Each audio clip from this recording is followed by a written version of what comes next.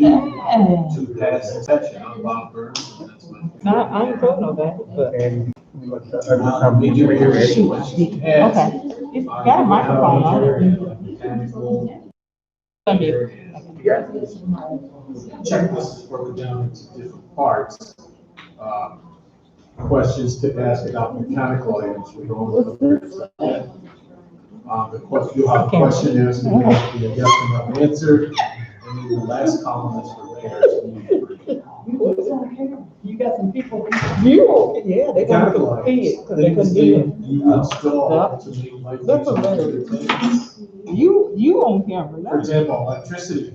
Electricity, this is a service that I put in one of our houses, brand new service, okay, which allowed me to install electric stove, air conditioning, anything electrical, range, anything, hot water heater, electrical hot water heater.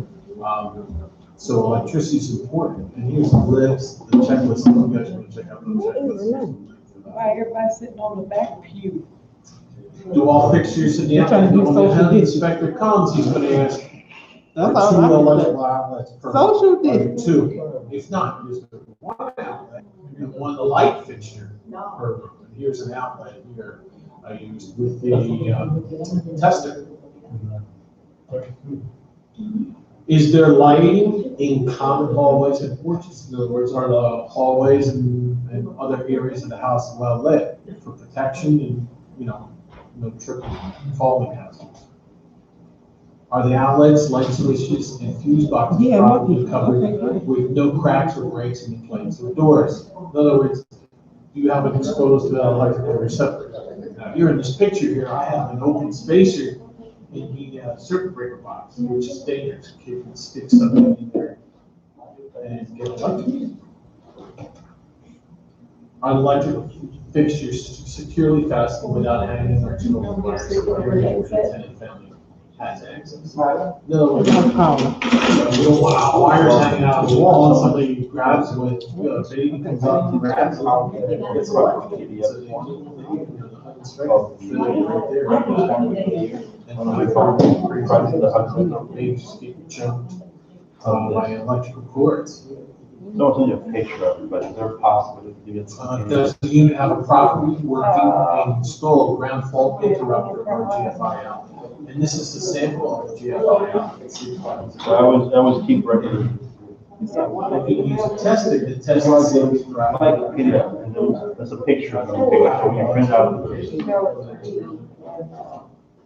And that's the testers. And it has the patterns here to let you know what's going on with that receptor. Yeah, but it's hard. And the next part of my interview,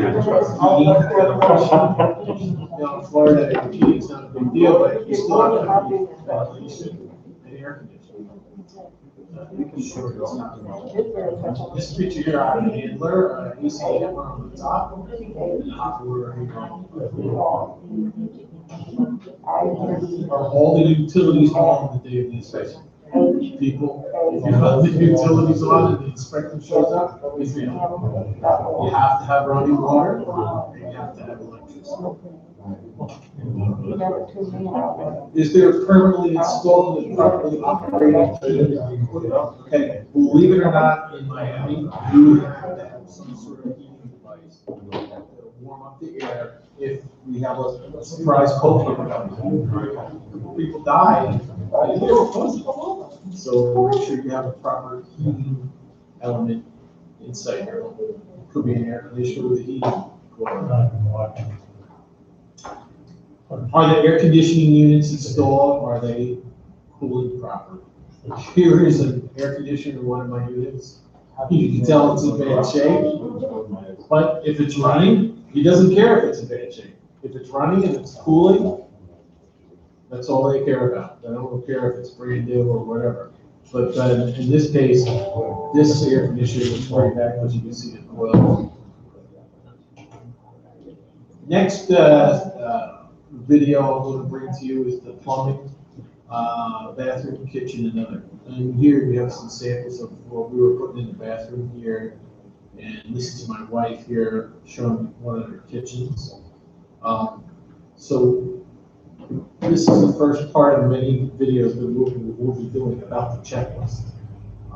When you have a highway inspector coming in and checking out the house for section 8. This is Bob Burns. Thank you.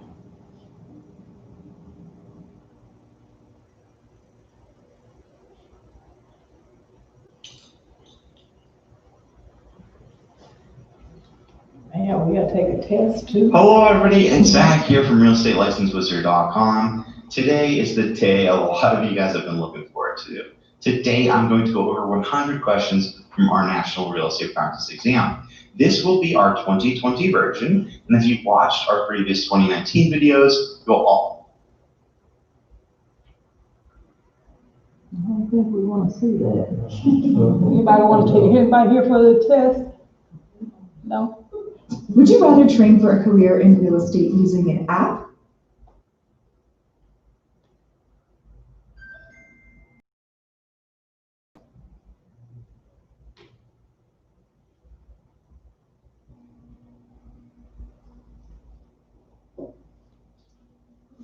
Hi guys, it's Zach here from realestatelicensewizard.com.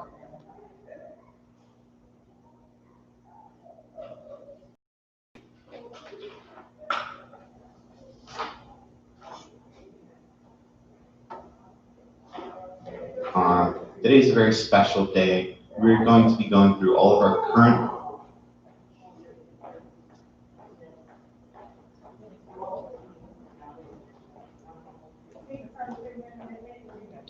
Hey, we ain't taking no exam. Y'all ready for the test? It's a pop quiz, I mean, we didn't tell y'all. We got an exam up. I know. Not Zach's exam? Not No. that? Okay. Let's see. Would you Hello everybody, it's Zach here from Real Estate License. Are you gonna wait a little longer? You ready to get started? Let's see, what time is it? 10 minutes out? I don't see any cars. I don't think that's correct. No. It's a little. 5 minutes after 5. Okay, we'll wait 5 minutes. I told him everybody on the front row gets a prize. Somebody's It's the last door on the left. Car doors unlocked. Unlocked. Everybody get a prize. You know the minister can see you when you sit on the back row, right? He can still see you. Even when you try to hide, it's still see you.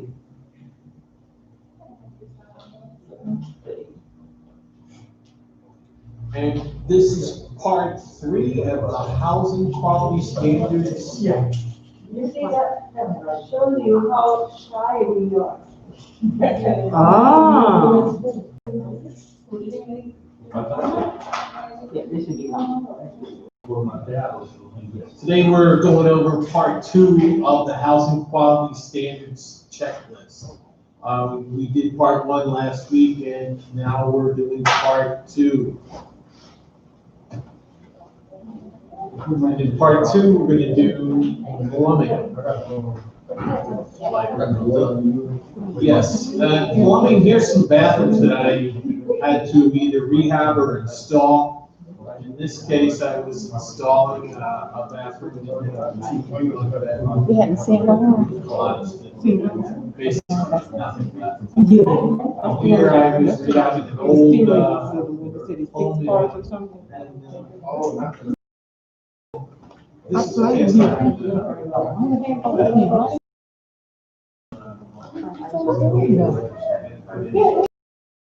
Wouldn't look to sign warranty if he didn't have any. I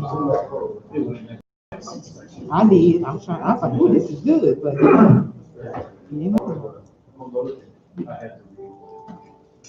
So the inspector's going to come in and see this and say, properly, doesn't leak, et cetera. So the inspectors are going to look at it. Here's some examples of that. Here's another bathroom we're doing. You notice that we cut out, same with the bathtub, we cut out the wall, so we put in a more moisture resistant material than what's there. You know, mold builds up, the inspector will, not pass you if you have mold. Because it's so toxic. And again, it has to be sealed, not leaking. Is the toilet securely fastened with no leaks or gaps or flush properly? Sometimes you'll have a leak in the toilet, in other words, the seal between the waste pipe and the toilet will break, and it'll be foul odor, and that thing fills up the bathroom. So they're looking for that. They're looking to see if the toilet flushes correctly, the sink works. I love parties, so this definitely is not it. And here's an old cast iron sink Wait, out what? of the house, on the back of my truck. It doesn't have a hot and cold That running is so water, proper drainage. A lot of times you go into a house, you I will open show it, you shit. Oh, you like my video? They got it started. leave stains. Wood stains. So excited. I'm gonna play. This bathtub shower, is there hot and cold water? Obviously drainage. Shower's a little more complicated. You have to set up a drain pan, and they leak a lot of times if you don't install them correctly. So make sure there's no leaks, and that's a common problem. Here's the shower. It looks like it was installed on the side.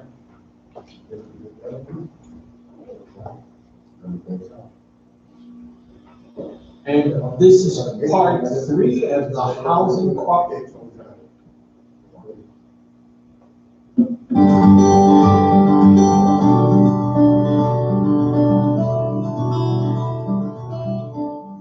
Hello, I'm Brian Chase, Tampa Housing Authority, the Landlord Property Management Academy. Today we'll be covering inspections. The first thing you want to do when focusing on inspections, you want to make sure that you're focusing on the exterior. This is something that is widely missed or overlooked by the landlord. We always want to focus on the interior of the unit, not the exterior. What will keep you fail on the exterior is the lack of proper caulking around the window connection between the framework and the window. You also want to make sure that the panes are in place. Weather stripping or any kind of caulking is intact. Unsound and hazardous means the roof has serious defects such as serious buckling or sagging, indicating the potential of structural collapse. Large holes or other defects that will result in significant air or water infiltration. Units built before 1978 that have chipping and peeling paint will be required to undergo paint stabilization in accordance with the requirements of 24 CFR Part 35. You want to make sure that the front door and the weather stripping actually are meeting together without any gaps. Okay, we're inside the unit now. The good video. I'll save it and put it on the page.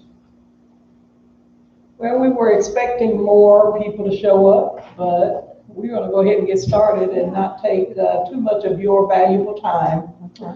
Let me take this opportunity to welcome you all to the Housing Authority City of Fort Myers.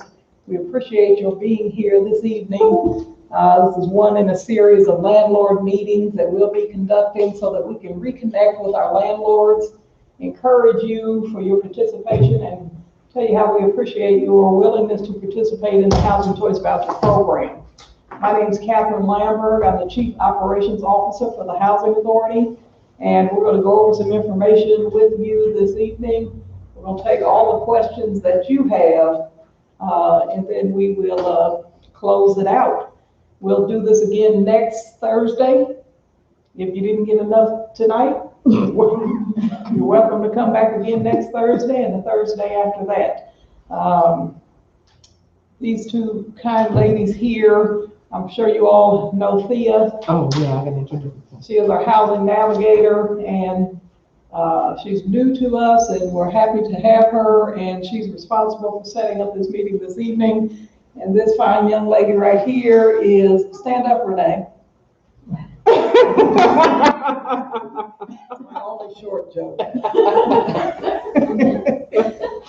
Renee is our director of our Housing Choice Voucher Program.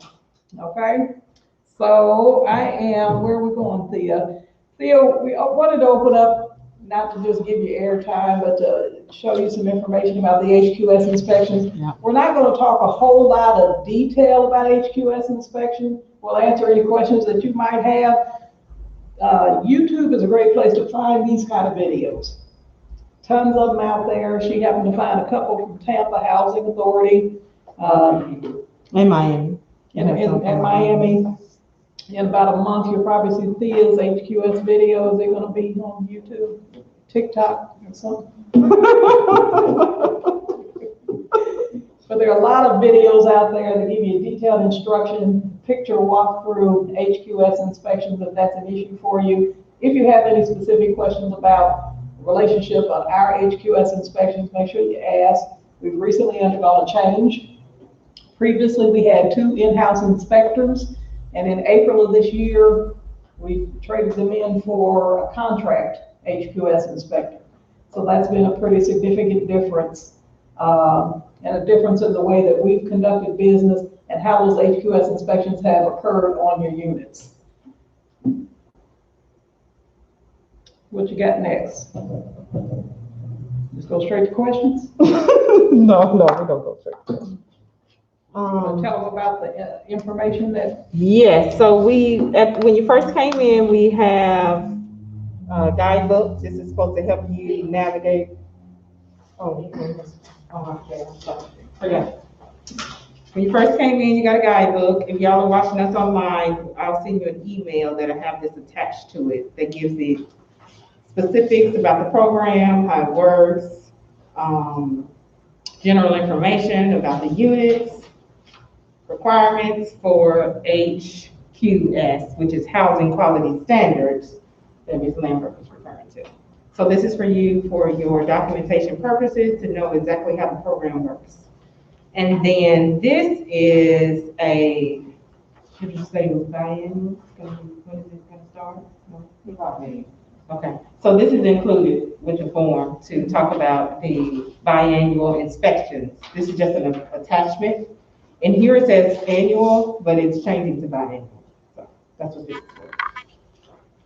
Okay, and then you have to tell them about the cash prize. Oh, yeah. Everybody get a cash prize. Yeah, everybody on the front row. Walks away with a cash prize. Right. So like everybody else in the world, our housing authority is a recipient of CARES Act funding in this time of the pandemic. And doing all that we can to assist our program participants with adequately finding affordable housing, we have decided to utilize some of our CARES Act funding as a landlord incentive. And that incentive is if you bring us a unit, a new unit on the program for the first time, and it passes inspection, that we'd like to put a check for $500 in your hand. Each new unit that you bring to us to participate and execute a HAP contract and it passes inspection. Any questions about that incentive? Yes, sir. New meaning a new construction or a new? New to us. New to you. So it can't be a unit that is currently, you have a HAP contract with us. You know, I understand. unit. But it doesn't mean it's a new construction. No. But if it is new construction, it will probably pass its HQS inspection. So we don't turn away new construction. We'll take those as well. But no, new to our program, a unit that is not currently or has not previously been on the program, it's adding to the housing available to our program participants. Okay, thank you. Yes, sir.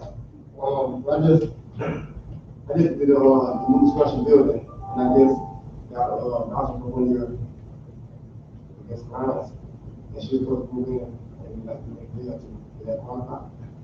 Yes. It's brand new. Absolutely.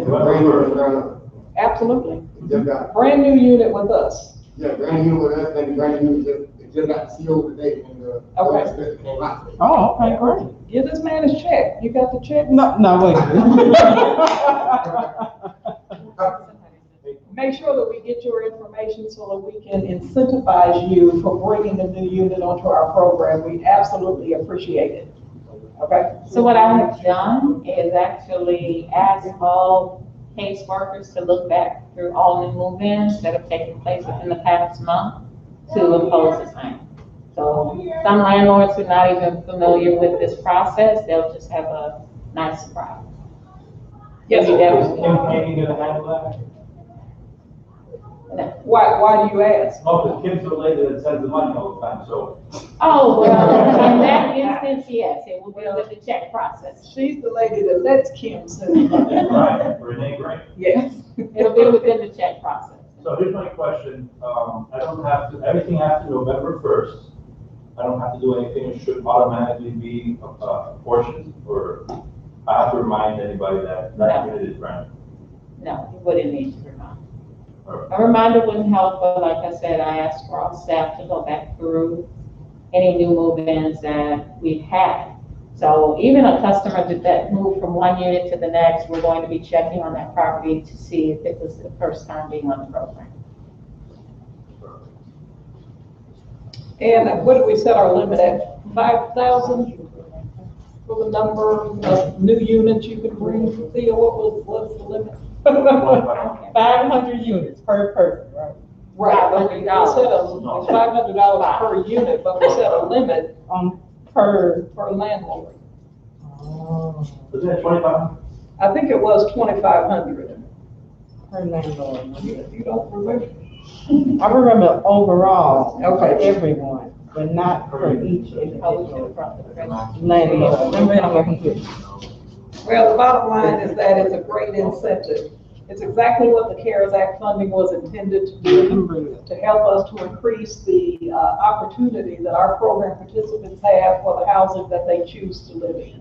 So your participation in that program is absolutely greatly appreciated. When are new vouchers going to be available for people on the wait list? New vouchers are always available for people on the wait list. We always pull names. But when you have 8,000 families who apply at one time, it may seem like they're not, but we're actively pulling people from the wait list. When will the wait list be open? Do you have any idea? Not at this time. We were very close in pulling from the wait list last year. We were talking at the beginning of the year of opening the wait list. And then, of course, COVID happened to us as well. And, it changed everybody's plans. And so we're not able to transition to opening the wait list this year. And I'm not sure what it looks like, at least for the first half of next year. How many more units is The more units you bring us, the more assistance that we can request from HUD and the more vouchers that we can put out. So there's no limit to what we can do. We recently applied for and were awarded an additional 75 mainstream vouchers. So they're definitely there for the asking. When they make the notice of funding availability so the housing authorities can put in that request. And we intend to continue to do that. So as many units as you'd like to participate in the program, we'll be glad to have them all. What are the mainstream vouchers? Mainstream is a special purpose voucher that's specifically dedicated to non-elderly, disabled, homeless families. So you gotta meet all that criteria. You gotta be non-elderly, so you can't be me. You have to be non-elderly. 55 or above? 55 or below? 62. Under 62. Under 62.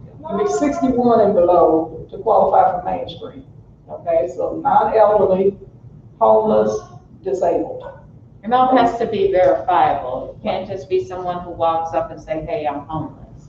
It has to be something that is verifiable. So there are, in the voucher world, you have your standard vouchers, and then you have your special purpose vouchers. Under the special purpose, those are specifically allocated for a particular population, such as the mainstream are special purpose vouchers that are specifically allocated for non-elderly, homeless, disabled. BASH vouchers are specifically allocated for homeless veterans. FUP, Family Unification Program, are specifically allocated for that purpose. There are NED vouchers, NED, non-elderly disabled. So those are the special purpose vouchers. And then of course you have, under the regular voucher program, you have two categories. You have tenant-based vouchers, which are the vouchers that your tenants receive. It's a voucher that is issued from the housing authority to the tenant. They can take that voucher anywhere in the continental United States they'd like to live. And then there are project-based vouchers. Those are vouchers that are specifically tied to units. And so when the person moves into that unit, the unit is subsidized. When they move out, they don't take the voucher with them. The voucher stays on the unit. That's more about vouchers than you ever wanted to know. I'm glad you asked. So you guys don't handle the people with disabilities? I'm sorry? You Yes. don't handle the people with disabilities? We have many of those vouchers are specifically targeted to persons with disabilities, or a person with a disability that just simply apply for a voucher. There's nothing that prohibits them from applying for just a regular voucher. If I will build a duplex or a unit with accessibility for people with disabilities, with handicap, what would be my advantage as an owner of that type of unit? Yeah. Well, it would be ideal for those persons that are eligible to receive our mainstream vouchers, which are special purpose vouchers targeted to non-elderly, disabled, homeless persons. So, you know, I mean, do you have? many of our veterans are disabled or handicapped, and so we have the VASH vouchers for the veteran population. We don't have Those properties need to be special property, like you were special saying. criteria. Yeah, The doors need to be wider. right. The ADA requirements the ADA requirements are saying, do you have to have that on your Now, building? there, not to the best of my knowledge, correct me if I'm wrong, a voucher that is only for disabled housing. But we have, you know, many of our population that we serve are handicapped or disabled. And so that affordable housing is always needed. And that's basically what everyone needs to understand. We're in that same business of affordable housing. There isn't a perk to being a landlord other than the fact that we're assisting the customers with paying their rent monthly. That's more of a perk to the family. We don't offer any special incentives, if that's what you're saying, like what's the advantage of you renting a property? The only advantage that I can think about from a landlord's perspective is your property will maybe get rented faster because you have these special, you know, for our customers who are handicapped and have to work with canes and then you have a property that is actually for them. We don't have And what many you will handicapped find in most instances, those customers do not, those tenants aren't moving all the time. Right. So they're typically more long-term. Right. But that's just in general. They're just a more long-term occupant for you. And if they are a participant of the voucher program, then they will continue to receive rental assistance. Many of the owners who do participate, that's the one thing they like is that consistency of the HAP. When the rent is based on what the customer is able to afford, that tenant is more likely to be able to meet their rental obligation monthly without much of a delay. Now, the pattern that tenant may begin to have is dependent on you as a landlord and how stern you are with imposing your own fees, your own late fees and your own tenant violations. So tenants who know that you're going to impose that, they're going to be really quick to make sure that they pay their rent on time. So that's usually a perk. Many owners like the fact that we go out to the units annually to inspect the units.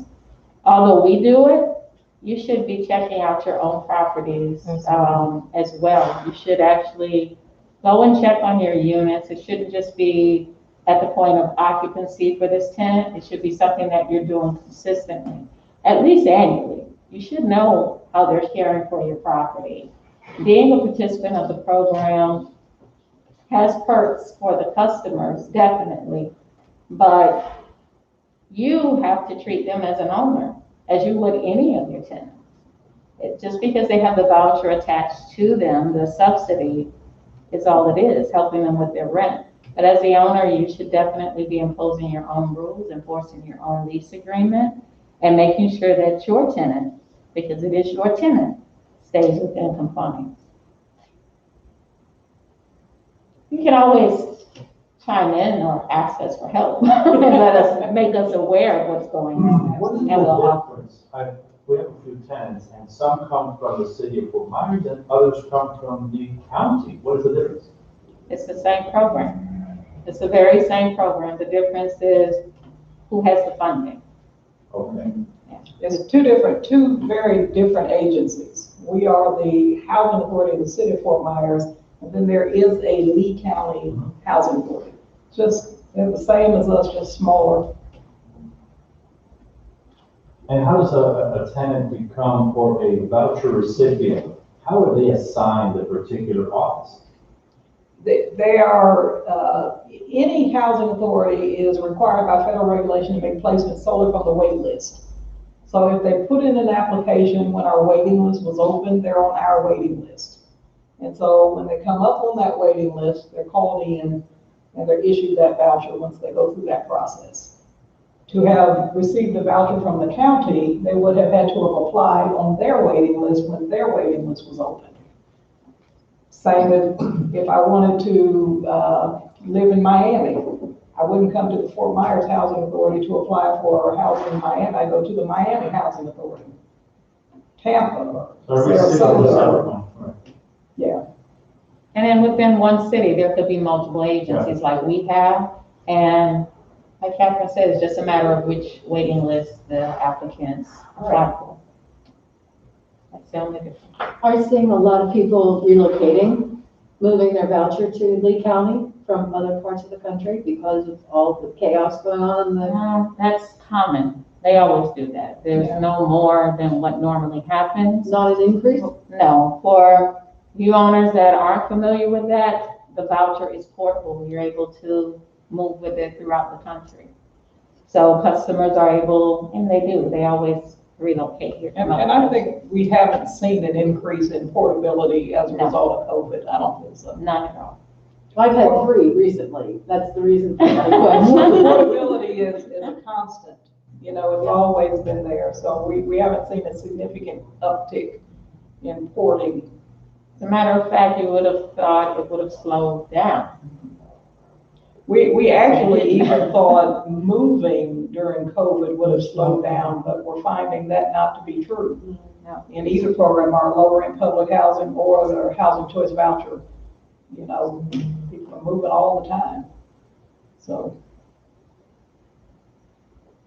yes, ma'am. I have a tenant, her virtual shoe is one person. Now when she moving, then her boyfriend coming with her for a long time. Well, that was nice of you to let her boyfriend move in and not be placed on your lease. How about this affect her setting at virtual, because they always cause the police coming, they quarreling and broken the door, broken the window. I want to know, do I need to report to Section 8? Well, the first place that you will start would be enforcing your lease. So one thing that you need to understand as a participant of our program is that there are 2 distinct things. The relationship that you have with us is under that HAP contract. The relationship that you have with the tenant is under that lease. So we are not a party to your lease. So when you have issues like that, you can't call Renee and say, come get this guy out, he's not on my lease, because she's not going to do that. Okay? So you have to enforce your lease as the owner of the property. And we really appreciate when you do that. okay? You can call us and we'll do what we can when we can, but you really have to understand the distinction in that relationship. We are not a party to the lease and we cannot enforce your lease. The thing is, if the voucher, says one person, can they, bring the other person, like, boyfriend, girlfriend? What does your lease allow? Let me say to you that on the program, the answer is absolutely not. The program is designed to subsidize only those people that we told you were eligible. Other people that move in, we refer to them as illegal live-ins. That is a violation of the program. So that's why I say definitely communicate with us, but it begins with you enforcing your lease. If they move someone in, if it's a guest that stayed beyond whatever your guest period is, you'd be knocking on the door and say, hey, come on guest, time to go. Hit the road, Jack. You know? If they have taken up residency, then they're illegally living in that unit. Begins with you enforcing the lease, let us know, we'll administer the program and let them know they're in violation of the program. Yes, because, when she moved, that's a one bedroom, then she bring other people, by my lease, gas is okay, but so long time. If no trouble is okay, but always make trouble. So Yeah. I'm happy. Yeah. So something else that Renee said is critically important, and that is don't let the annual or now the biannual HQS inspection that's going to happen every 2 years, don't let that be the only time that you inspect your unit. Okay? Many years ago, HUD used to pay damages to owners. Don't do that anymore. I don't work for HUD anymore. They don't do that anymore. Housing authorities don't have the funds to pay damages to owners. So when your unit gets damaged, that's on you. You own it. I just want to give y'all a tip. I used to be a landlord of Section 8 properties, and one thing I used to do for my properties is the same time I would pick up the rent, their portion, I would inspect the property.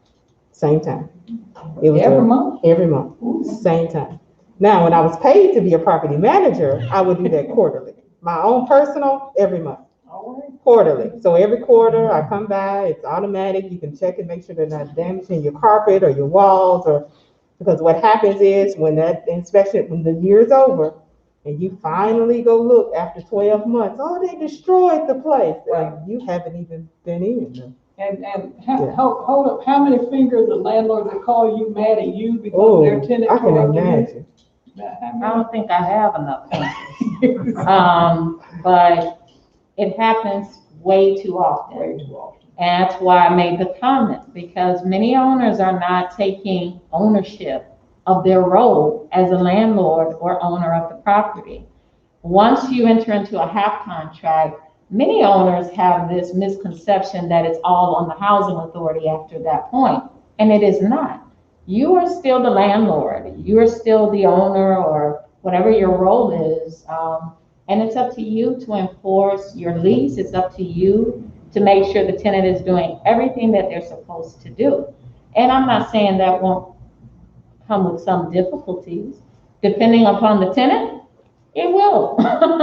But many owners have figured it out, and they'll cite them, give them a written notice if they're in violation. It's the beginning of the process that you could ultimately evict them. Yes, you can evict the customer that is a voucher participant. You're the landlord. You can definitely impose Florida statutes. You can definitely impose your lease agreement. Make sure your lease agreements, number one, are thorough. There are so many that are just really, I don't know where some people pick them up. Maybe they just Google, but they're not complete. And if you don't have a lease agreement that is addressing the issues that you're finding your tenants bringing to you, you need to think about revising that lease agreement the next year and making sure it is thorough enough so that the tenant is fined, or that maybe you just choose not to renew them the following year. But it still comes to a time that you've got to set a precedence and hold them to it, regardless of it. Yes, ma'am. If we bring in a tenant that has a voucher for family of two, say, and they move in a third person, like what's happening to this lady, and we don't even know about it, say we never know about it. Do you have any way that you police that, or unless we notice it? And what are the repercussions? Well, the repercussions, if we find out about it, is that they're in violation of their program and they're subject to be terminated from assistance. So if we terminate them, they might still be in your house, and you're no longer receiving a HAP payment because, you know, we've terminated them from the program. So they're not allowed to let someone come in and move in with them? Well, it depends on what your lease says. If your lease allows that, their obligation is to notify us that they want to add someone to their voucher. Even if they're not supporting that person, what if it's a friend that they just want to move in? And say our lease allows for that. Would that affect their voucher though? Yeah, it does affect their voucher, right? That's why they're obligated to notify us if they're adding someone to the household. When you receive a customer, or a customer comes to you and they have a voucher, they're one of our participants, and this is their first time meeting you and they're interested in renting your unit. The household is already pre-attached to that voucher. It's designated family members. No one else is allowed to move in with them, okay? So that is definite information that you receive from us. All names are listed on the HAP contract that you all will sign. So there isn't supposed to be any additional person. And if they have gone through the steps that Ms. Lambert mentioned, gone through requesting to add someone to the household, if that individual is a child, and maybe it's a newborn, that child's going to be added automatically. Or if they have obtained custody of a different child, maybe not their own, that child's going to be added as well, but you will be made aware of it. In addition, if it is an adult, before we approve that adult, we ask you for your approval. Because in many instances, the owner has to take that person through a background check prior to approval.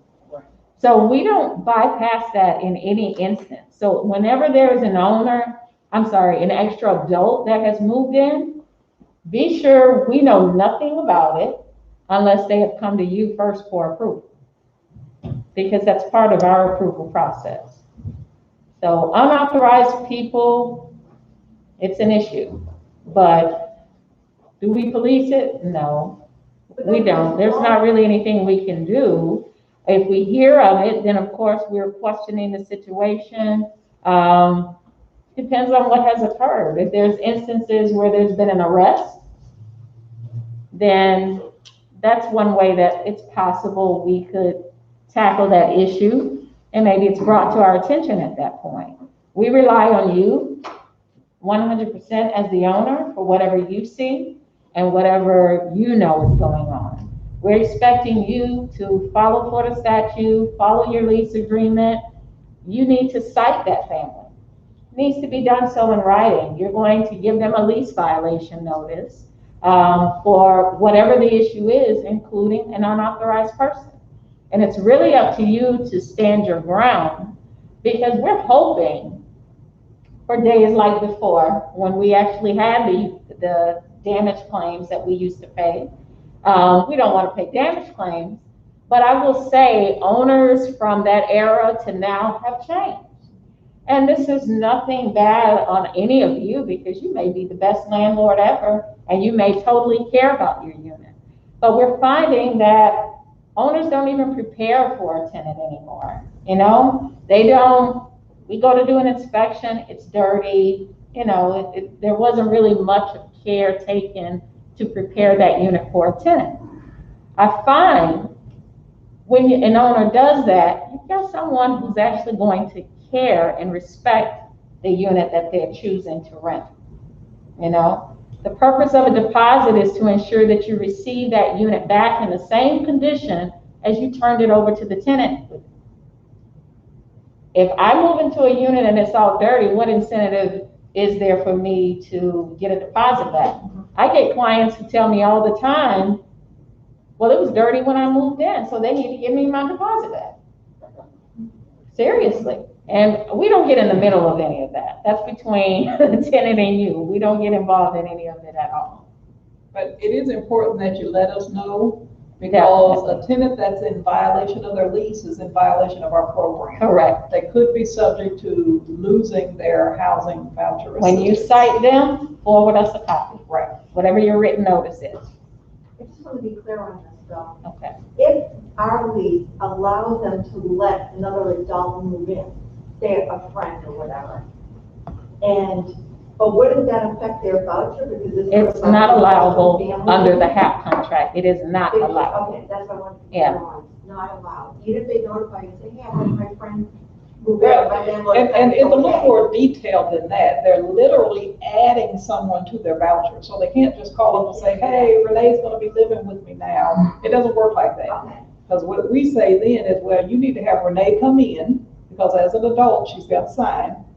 And you need to have Renee bring in all of these documents so that we can determine her eligibility. And we're gonna reach out to the landlord, see if you have screened them, because you are entitled to do a certain amount of screening on your end before you execute a lease. So, you might have somebody who has a 1-bedroom voucher, but the rent on your unit, they qualify, and it's a 2-bedroom, and you don't have any objections to them moving someone in that comfortably fits in a 2-bedroom, but they still need to comply with the program. Correct. Gotcha. Because the half that you're receiving from us is only for that family that was listed on that contract when you executed it with us.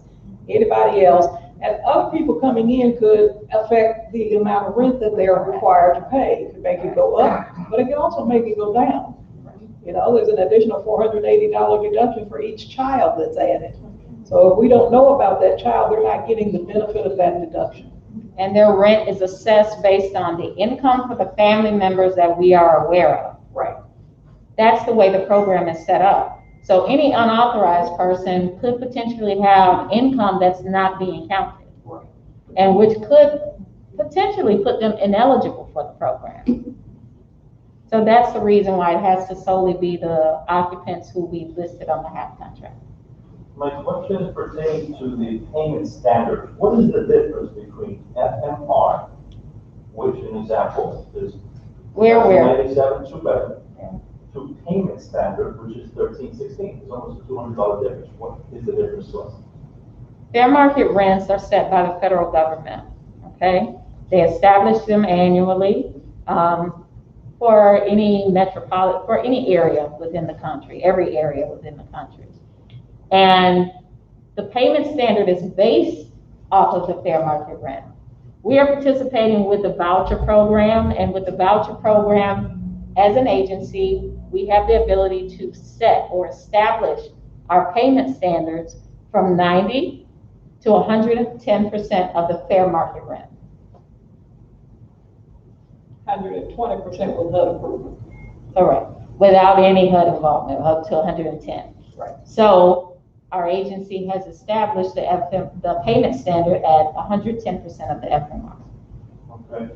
The issue I've had in the past, and we've been participating for a little over 2 years, is that our properties, even though they're for Section 8, we handle it at a very high level. Granite countertops, everything is freaking amazing. Then when the assessment comes in, they're comparing it to the duplex that's run down for roaches, and then I had to ask for a rent reasonable request. Is that? Well, I can tell you with 100% certainty that the number of roaches in a unit has no bearing on how we make a determination of rent reasonableness. We don't look at those type of things. We don't look at the degree of filthiness in this unit versus that. No, but apart from that, Those are not the criteria that we use. We use like units. It's a comparable. What is your square footage? What is your number of bedrooms? What is the amenities? The bath, what you include, Right. washer, dryer, hookup, dishwasher, those are air conditioning, whether it's central or wall or window unit.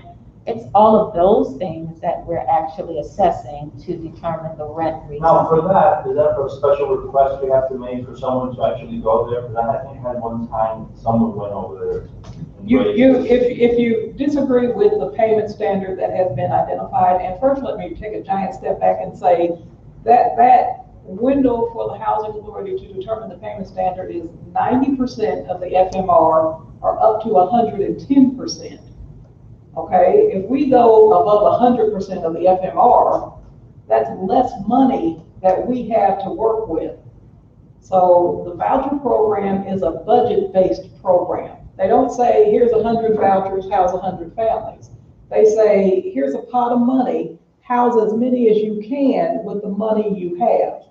So the higher in the payment standard we go, the less vouchers we can put out there because we're using more money for one family instead of using less money for two families. Okay, so this housing authority has elected to go to 110% of the FMR for the reasons that you cite, because there is a level of quality of housing, and it helps us to attract landlords to want to participate in the program. So they knew competitively the market rent might be $900, but on the voucher program, maybe they can get $960. And location matters. Absolutely. No matter where you're at in this world, location matters, where that property is at. So we're not going to ignore the house that may sit next door or is down the street. It's averaged out. And it not only matters, but we are required to look within that area. Exactly. HUD actually, the rent reasonableness process, that's actually the name of the whole process. That act is completed on every new move-in and every time you request a rent increase. Okay? Got your little Hot Wheel going. Yeah. But it's not only assessed, like I said, at the initial occupancy, but also anytime you request a rent increase. And we have to take it through that. It has to be performed for comps within a 5-mile radius. So it's something we have to do. And it's kind of a double-edged sword. You know, you might feel, as I kind of hear in your question, I'm not getting the rent that I think my unit is on. I've got the nice countertops, I've got the high end. On the other hand, the quality of the materials lends itself to the longevity of the building. Okay? And so, you know, you get out of a physical structure what you put into it. You put in cheap, not gonna last long. So, you know, it doesn't balance out, but it makes sense to use better quality materials for the longevity of the housing that you provide. And please understand, a lot of times, and I've heard this multiple times, where you have certain voucher holders and as owners, they have thought that we receive exactly what that payment standard is listed from the federal government. We do not. We do not. It is a big juggling act. Just like Catherine said, we have a pot of money. Right. And once that pot of money is gone, it's gone. So it's not like we're receiving exactly what's listed there as the payment standard from the federal government. We do not. Get your little violins out, and I'll tell you that they treat everyone the same. So we have some PHA-owned properties. We just bought 60 one-bedroom, handicap accessible senior housing, and I wanted 1,100. And she didn't get it. And it's PHA owned. PHA owned. They gave me the same as if you have a one-bedroom handicap accessible. I've got my rent's exactly the same as yours. Matter of fact, I know it is. The reality is we have to set a standard and we have to stick to it. Right. We actually hire a company that performs our rent reasonableness for us. We don't do it. We're definitely not qualified to do so. But and we have to rely upon it. It's applied equally the same to everyone.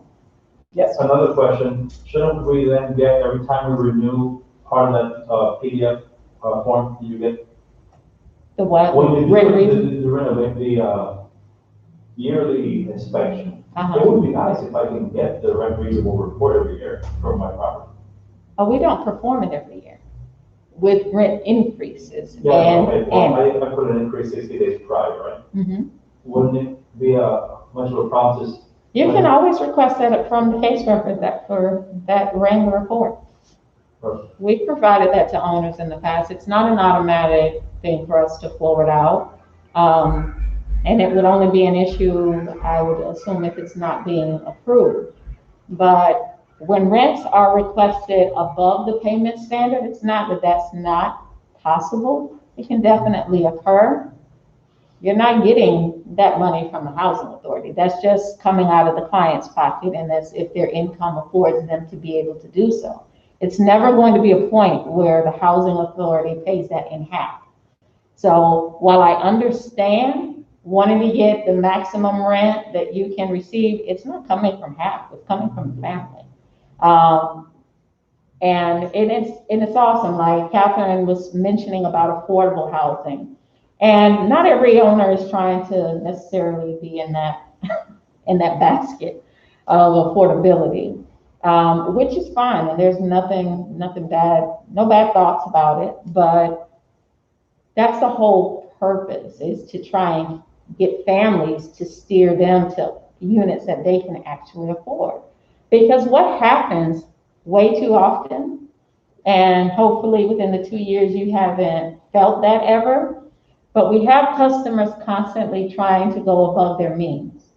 1-bedroom voucher holders, they're looking for 2 bedrooms. 2-bedroom voucher holders are looking for 3 and more.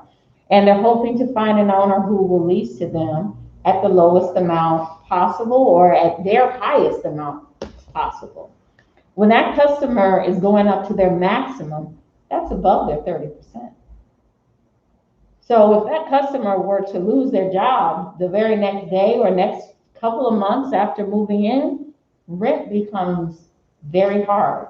Their portion becomes very hard to meet. And I have found many of customers in that bad situation. Yeah. Well, and I know most owners, you guys don't understand how we do that calculation. All you know is it's possible for the client to lease the unit within that amount. But typically we assess rent for the tenant at 30% of their income. When they're going above that guideline, which the rules do allow them to do so, it's a maximum up to 40. And whatever that 40% was at the time of them moving in, what happens is year after year, an owner requests an increase, they're way above 40% of their income. But I don't have to assess that annually. I only have to assess that at move-in. You understand that initial occupancy? So you get to a point where the customer is very stressed for cash. The reality of that is. And I know most owners don't understand all of that calculation. All you know is you receive what the breakdowns are. I have another question. Mm-hmm. Some of these residents have, on the questionnaire, they're always asking, is water included? Is electricity paid?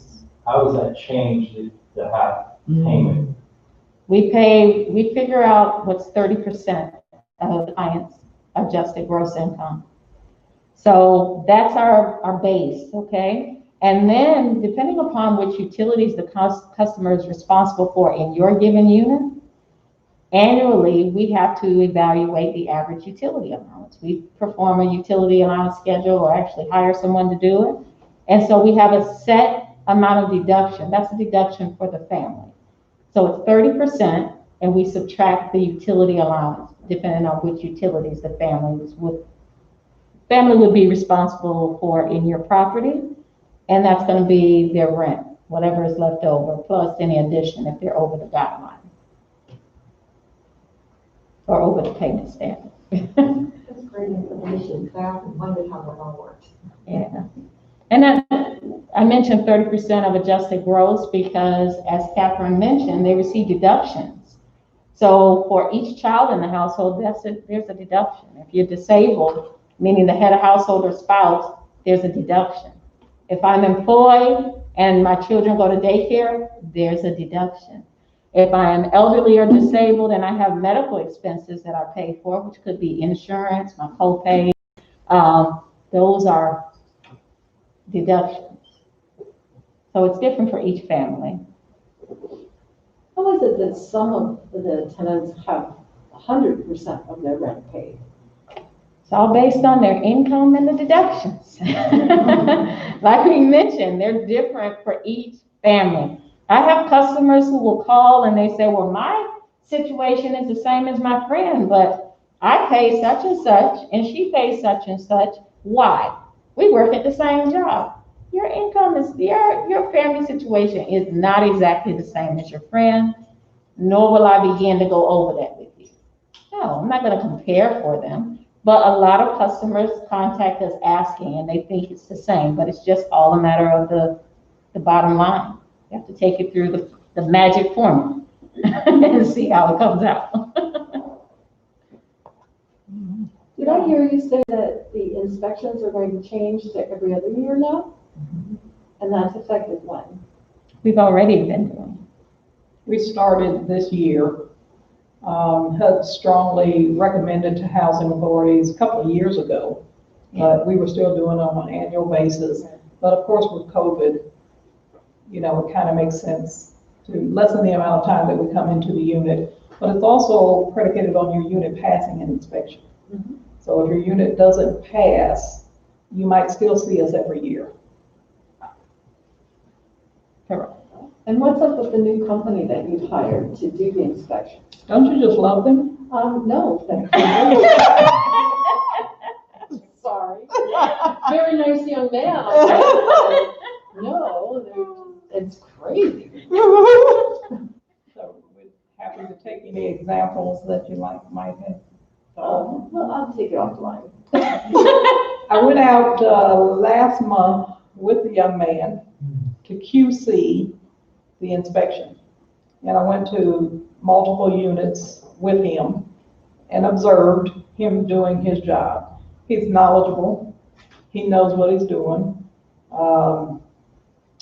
Had I been doing that HQS inspection, I would have came to the same end results. You know, the same things that he failed, I failed. Some things that he didn't fail, I probably would have failed. Rippling in the carpet, causing a tripping hazard. You know, he wanted to put a certain degree on it. If it's not this, I'm like, you know, if it's a tripping hazard, it's a tripping hazard. Okay. So, you know, so there's minor differences that, you know, the regulations allow you to get by with. I probably would have been a little more stringent than he was. So, it's my opinion that the inspections that we're getting now are much better inspections than what was happening in the past. Except when Victor was here. I'm sorry? Oh, Except when Victor was here. Well, she doesn't know who Victor is. Oh, you But yes. He was awesome. Yes, he was. So just like you have a HAP contract, we have a contract with HUD. It's called an ACC. It's an annual contributions contract that authorizes this agency to be recipient of federal funds. It's very clear in that contract, as it is in yours, that we are here for the purpose of providing decent, safe, and sanitary housing. And, you know, a unit that passes the HQS inspection is important. Because that means, yeah, that unit is meeting the standards for that family to live in. It was sad to me, the number of units that the percentage of the total units of this agency that failed and failed and failed. I've literally seen reports where we had to go to a unit 4 times just to get it to pass. And that should never happen. So I think what has happened is a lot of owners have gotten into the mindset that will continuously be worked with and they can be as lax as they want to be. We do an inspection, go to do a re-inspection, and no one has touched one item. This item wasn't new, okay? It's not like it was probably a new issue. The issues, speaking to customers, it's been going on for quite some time. So when I mentioned the ability for you to go in and check your unit at different times, it's for that same purpose. Right. So that you can find the issues that maybe your tenant did not disclose to you. Maybe they didn't tell you about it because they created it. And so they're a little afraid to say something to you. Maybe they're trying to fix it on their own, which in many cases, I know you don't want them to do. you want to make sure it's done properly. So it's a good idea to check on your units. And we are getting away from that issue that we were having by checking a unit over and over. We're not going to be doing that anymore. You'll get 2 inspections, and it should pass by that second inspection. And when you don't manage your unit, you do yourself a disservice.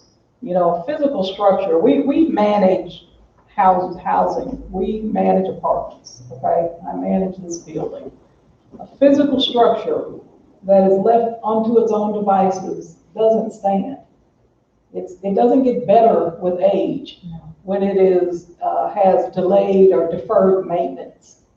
So the physical structure itself, that unit that you have, that single family home, that duplex, that multifamily complex, requires constant maintenance and upkeep.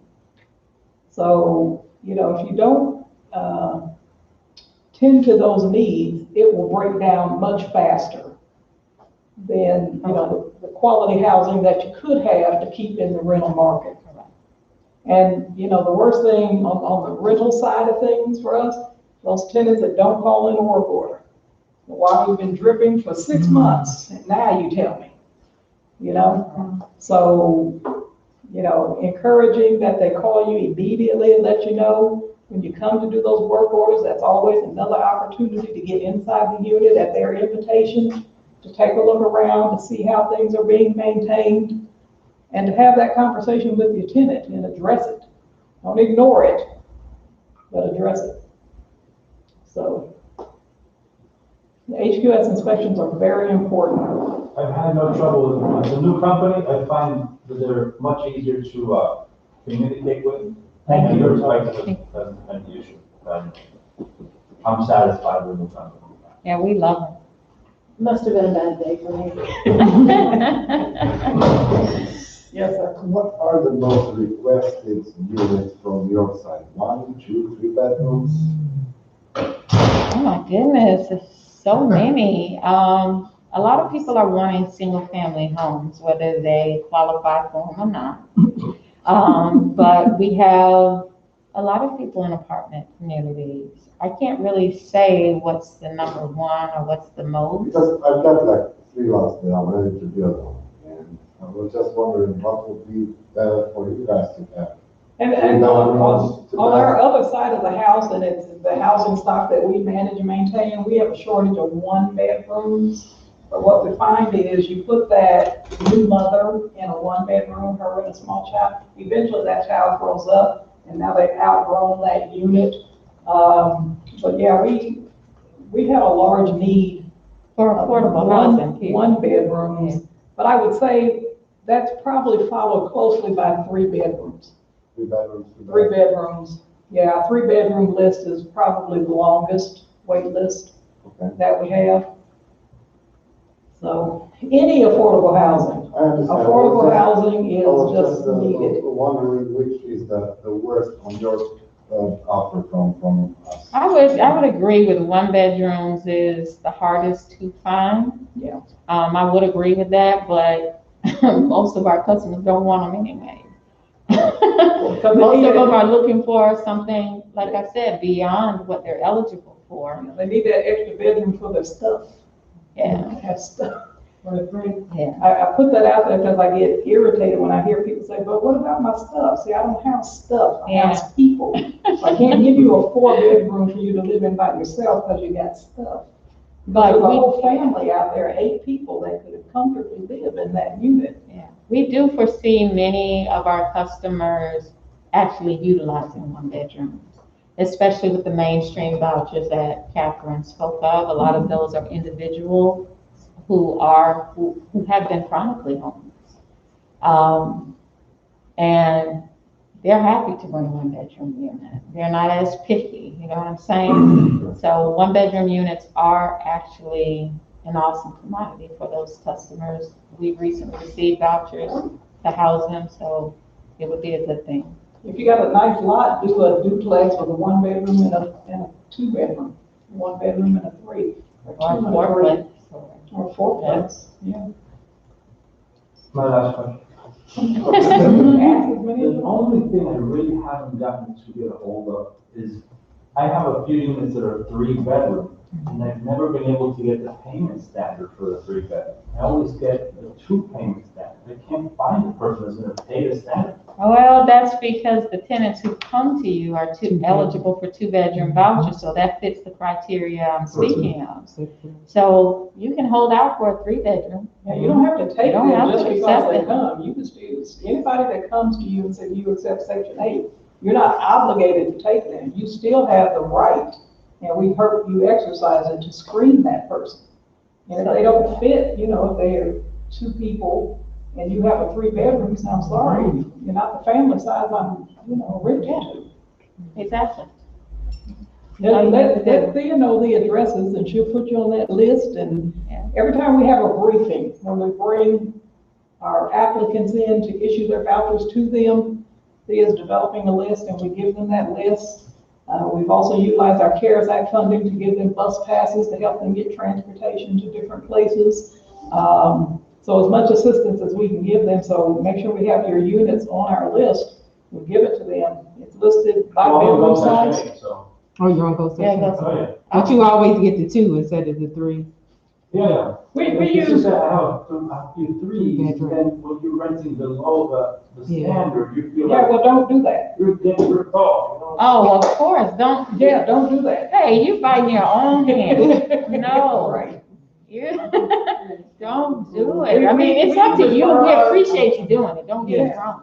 Yeah. Because that means that's a voucher that's being used. We refer our participants to Go Section 8, but we also hear a lot that they can't find anything. That's why we've developed our own internal list. So, okay, there is Go Section 8, but here, check out these 2, because we've already vetted them before we put them on that list. So she's the lady. She's the lady. Specialist. I'm the lady. She's the man. I'm even trying to help out with the inspection portion by going to the units before I even put them on the list. Let me come see it to see if this would be a And we great have a lot fit. of leeway with the inspection, what Yes. that allows us to do. So if you have new construction, so you build 50 units and we come out and inspect 5, we'll, bless all 50. Because we know the quality of what you're providing. Yes. We don't have to wait for that delay and getting a unit scheduled for the inspection, waiting for the inspector to show up, waiting for us to receive the report. We can, we have the ability to bypass that.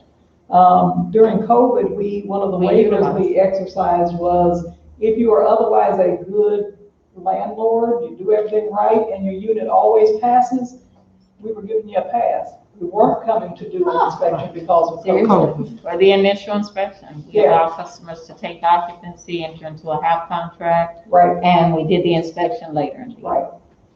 So, we want to work with you where you bring us good quality housing. But for our units that were empty, we went out to do. Yes, ma'am. Question. I have a unit, the kitchen, after process, the kitchen after process, missing the door because it's too old. I cannot find the match door from Home Depot or Lowe's. Like a bifold door? Yeah, kitchen, the closet, after closet, not closet. It looks not ugly, also it's good quality. By Section 8, is it definitely need the door or? Are you referring to the cabinet? Yeah, cabinet door, yes. Cabinet, missing 2 or 3, not missing all.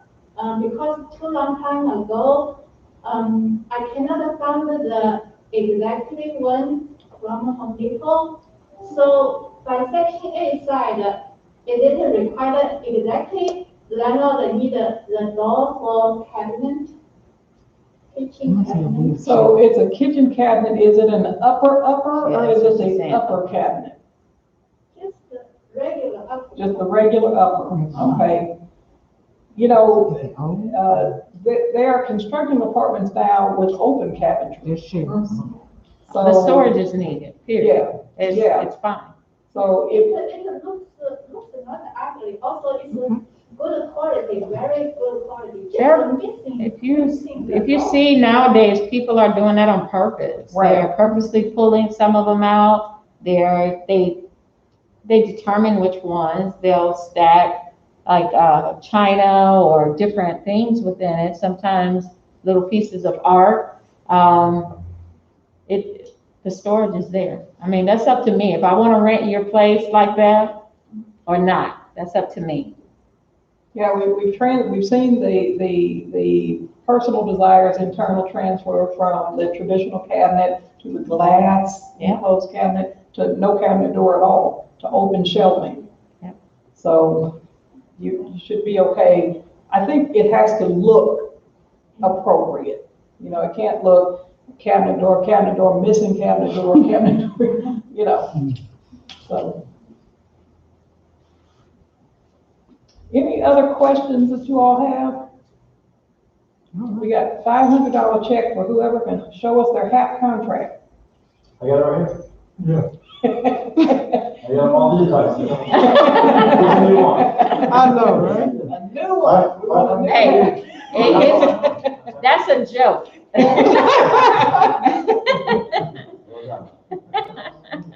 So you may or may not be amazed by the number of landlords that have Section 8 tenants in their units, and they say, HAP, what's that? Oh, wow. Yeah.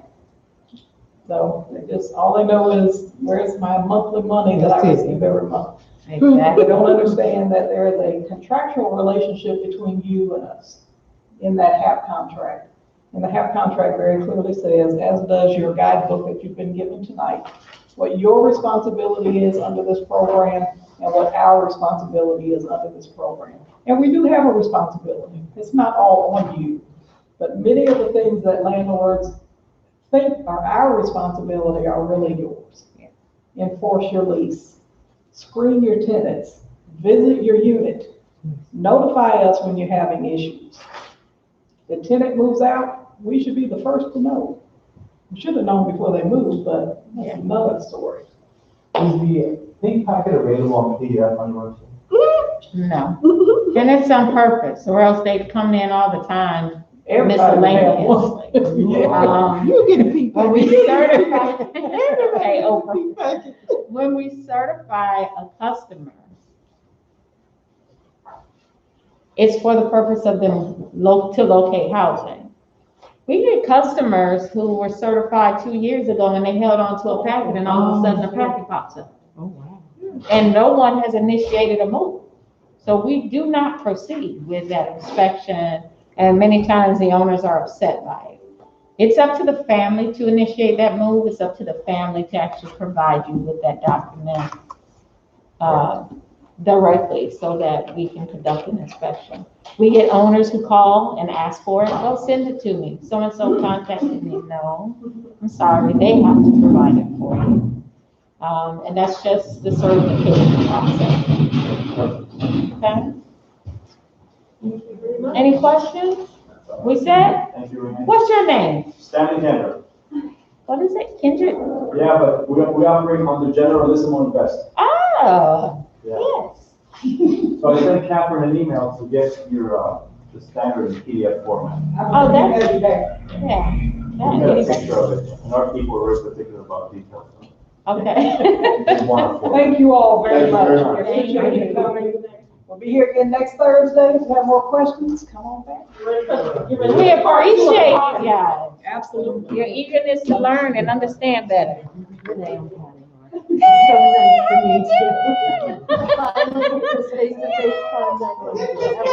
Throw some elbows. Business party. Oh my goodness. Thank you so much. Oh, sorry.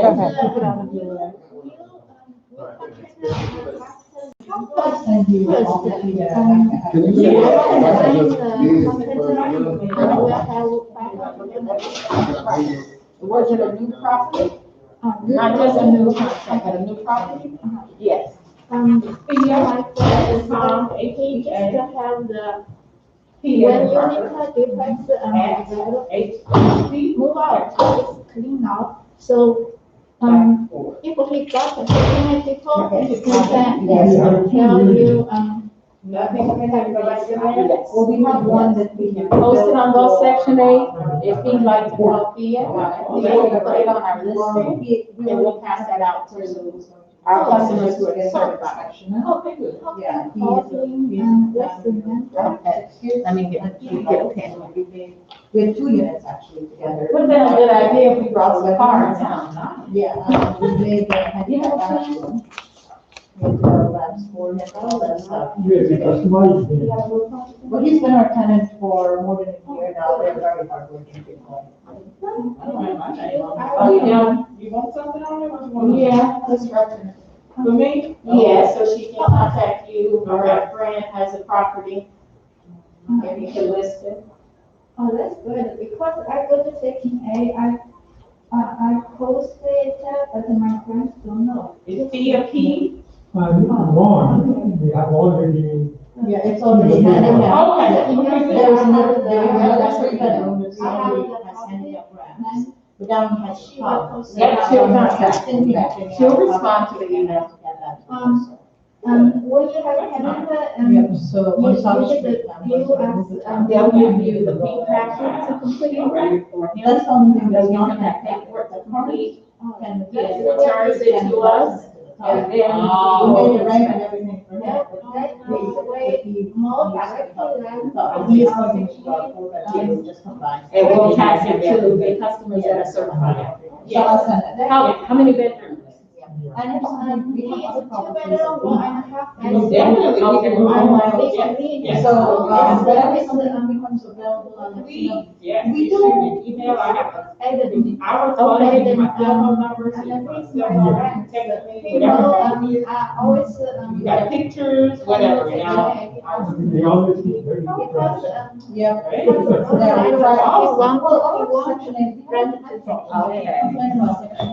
That's good, that's good. Exactly. Yes. Thank you, yeah, that's right. You too. I like that. That's what Ms. Renee is trying to convey to people. If you manage them, it works great. I go every Monday, I collect them, and I it's my reason to get in touch with. He tells to me, it's just for. When you don't create a plan, you can. And then it show up out of anywhere, and tell them what they did wrong. So when you tell them, when you think everything is okay, then what's your I would love to have you, I am trying to put some sort of landlord advisory board, some sort of landlord advisory board that helps new landlords. How you gonna tell me that? I'm talking about- I love that. And doing the units in the right way. They have a great relationship with their tenants and they understand them. The same thing, you give them a property, you can have. You get I them move to in have an condition. inspection, I make them check everything, And you get sign some it, I condition. make sure it's totally clean, Yes. and everything, I expect them to do that. You see, I hold it still in clean, I get professionally clean, I make sure they're clean. Wow. And that's behind the stove, behind the refrigerator. Wow. But no, I'm selling homes. How many people already have rented sheets? Everything is fine, but when you have, except the one that's coming available. You combine, the other thing I find is, we've combined. She has to pay that basically. Okay, people just handicap, family, but they're trying to get this so much lower than the market rent for it. So we were getting 17. I mean, it's doable. That's all. Because we were getting 6 in the back and 11 in the front. What size unit? So 11 in the front and 6 in the back, so we're getting 17. No. But we combined it to make it. I want y'all to come look at it, 'cause I might- We put in more money than when it was 1,400. What you saying, somebody? And we were doing 16 to 15.